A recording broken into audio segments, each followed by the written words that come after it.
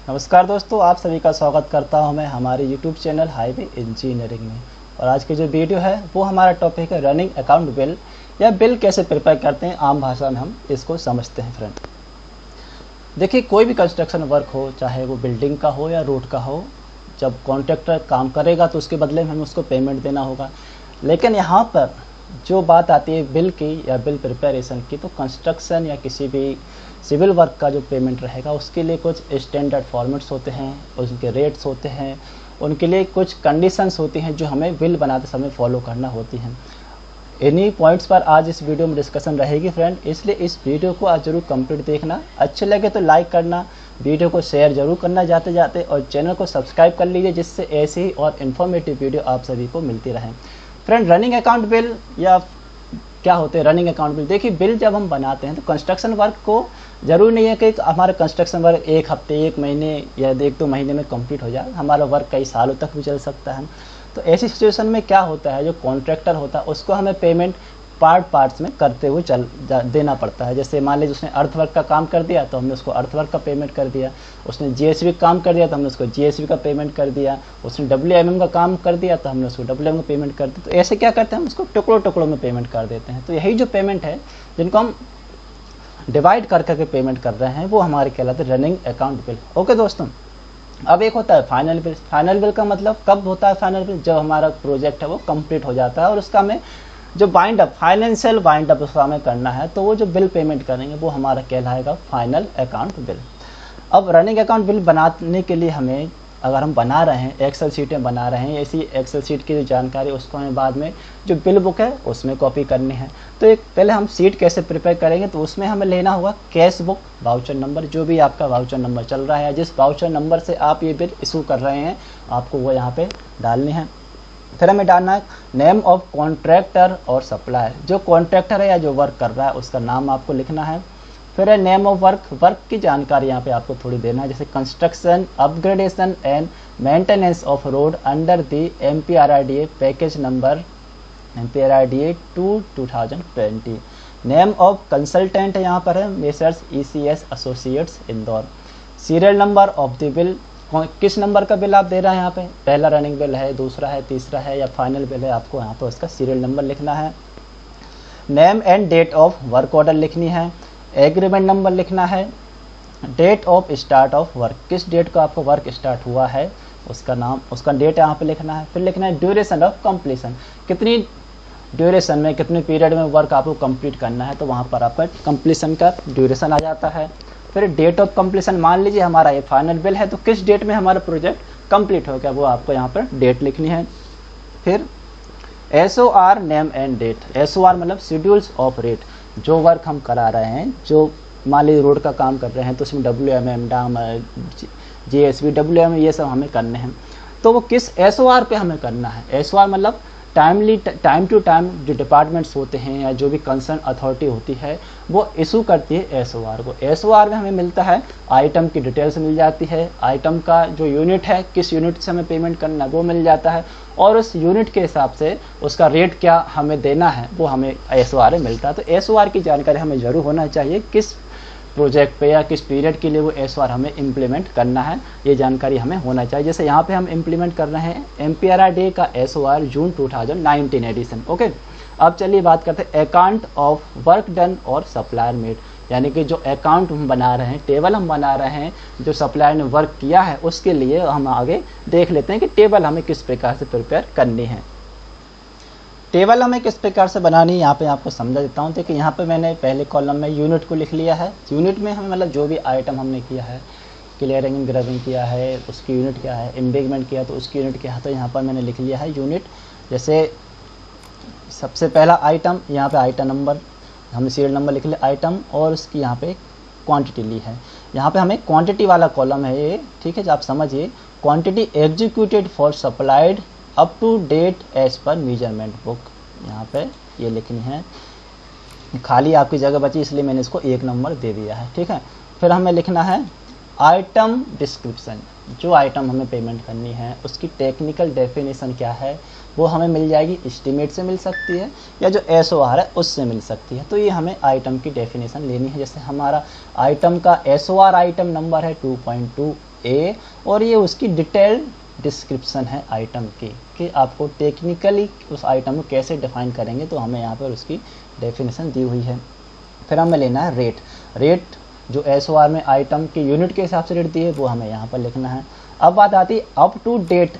अब हमें अमाउंट वाली सेक्शन में आना। अमाउंट में देखिए यहाँ पे 3 प्रकार के अमाउंट आपको लेने हैं। पहला लेना है अप टू डेट अमाउंट, फिर लेना है प्रीवियस बिल अमाउंट, और amount since previous bill for each सब हेड, और उसकी रुपीज़ कितनी अमाउंट हो रही है, ये हम समझिए क्या मतलब इन तीनों अप टू डेट का, प्रीवियस बिल और अमाउंट सिंस प्रीवियस बिल, इसका क्या मतलब है।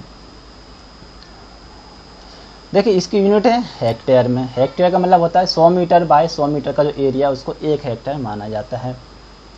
अब ये जो क्वांटिटी यहाँ पे ले रहे हैं हमने यहाँ पे ली है 0.966 हेक्टेयर, ठीक है, यहाँ पे हमने लिया है 0.966। अब ये अप टू डेट का क्या मतलब है।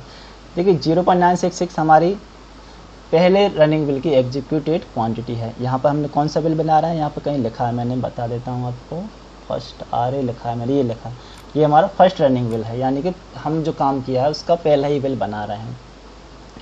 हम थोड़ी देर के लिए समझते हैं कि ये हमारा सेकंड रनिंग बिल होता है, मतलब इसके पहले हम एक और पेमेंट कर चुके होते हैं। तो यहाँ पर हम जो फिर क्वांटिटी लेते तो वो हमारी पहले रनिंग बिल और जो दूसरे रनिंग बिल दोनों की जो टोटल क्वांटिटी होती वो हमें यहाँ पर लिखते।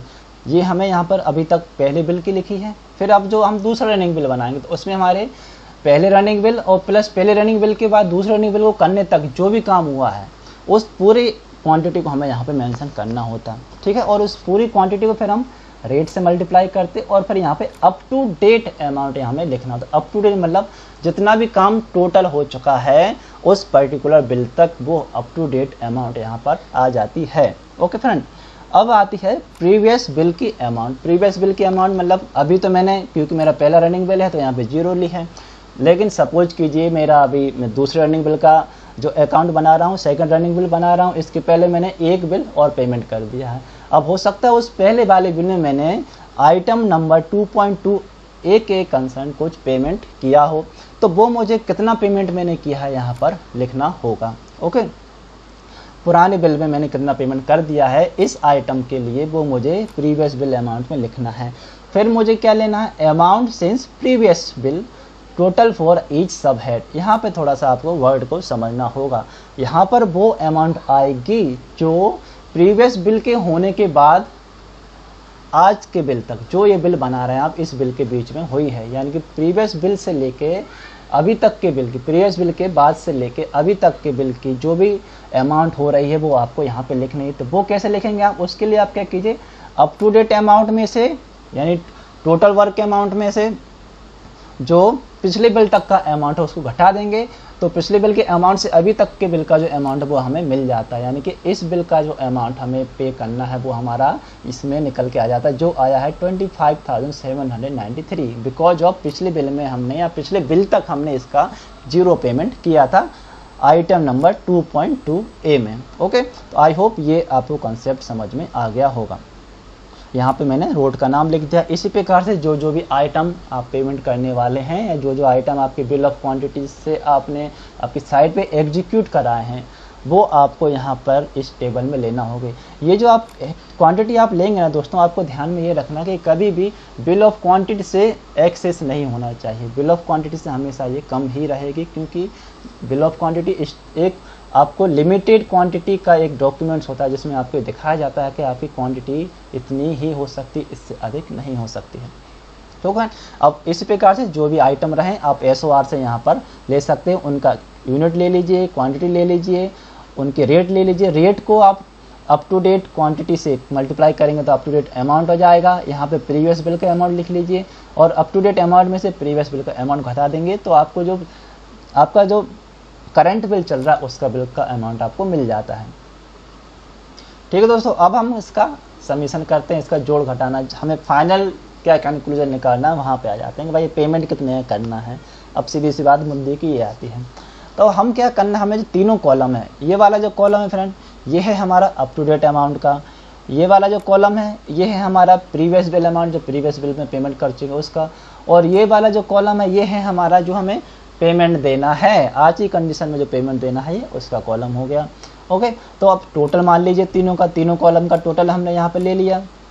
ये तो अप टू डेट यानी अभी तक कितना पेमेंट कर दिया है उसका अमाउंट है, ये हमारा कॉलम है। ये जो अमाउंट है ये हमने पिछले बिल तक कितना पेमेंट किया था उसका अमाउंट है, ठीक है। और ये जो अमाउंट है ये हमें अब पेमेंट करना है, ये उसका अमाउंट है।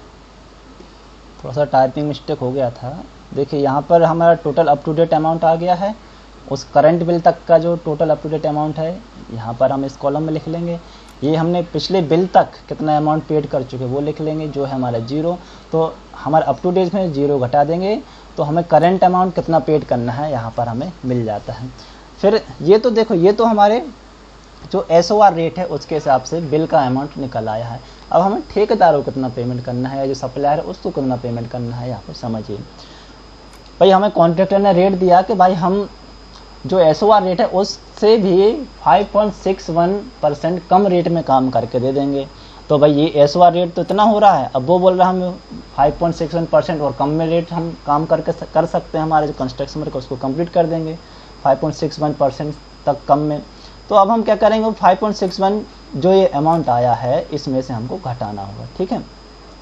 अब ये जो आपका अप टू डेट अमाउंट हो रहा है इसका आप क्या करेंगे, 5.61% निकालेंगे तो वो हमारा हो जाएगा 5,90,151 रुपीज़। जैसे आपने यहाँ पे फार्मूले में मैंने फीड कर रखा है 5.61 का डिडक्शन, ठीक है फ्रेंड। तो ये हमारा अप टू डेट डिडक्शन हो जाएगा। फिर ये पिछले अमाउंट तक कितना डिडक्शन कर चुके हैं वो है हमारे 0।